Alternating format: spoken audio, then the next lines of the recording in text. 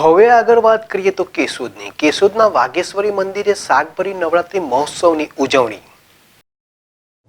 કેશોદના વાઘેશ્વરી મંદિરે શાકંભરી નવરાત્રિની ઉજવણીમાં દરરોજ વિવિધ શાકભાજી ફળોના શણગાર સજાવવામાં આવે છે, જેના દર્શનનો ભાવિક ભક્તો લાભ લેવા સાથે મહિલાઓ દ્વારા યોગ શિબિર રાસ ગરબાનું આયોજન કરવામાં આવે છે.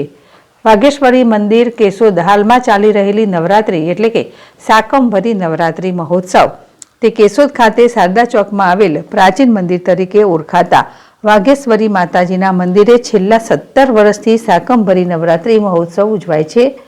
તેમાં માતાજીને શાકભાજીના વિવિધ શૃંગાર કરવામાં આવે છે. આ નવરાત્રિ પોષ સુદ આઠમથી પોષ સુદ પૂનમ સુધી હોય છે અને આ નવરાત્રિ માત્ર એકલું શાકભાજી ખાઈને રહેવાનું હોય છે.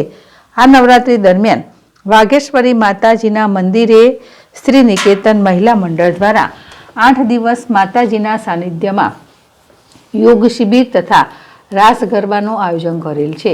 તેમનો લાભ કેશોદની ધર્મપ્રેમી જનતા લઈ રહી છે. આ પ્રાચીન મંદિર તરીકે ઓળખાતું વાઘેશ્વરી માતાજીનું મંદિર હજારો માય ભક્તોનું આસ્થાનું કેન્દ્ર છે કે જેના એકમાત્ર દર્શનથી તમામ મનની મનોકામના પૂર્ણ થાય અને ખૂબ જ બહોળી સંખ્યામાં માય ભક્તો દર્શનાર્થે આવે છે. પૂજારી ઉમંગ મહેતા દ્વારા ભારે જહેમત ઉઠાવી રંગે ચંગે શાકંભરી નવરાત્રિની ઉજવણી કરવામાં આવે છે. ગોવિંદ હડિયા, ZSTV, કેશોદ.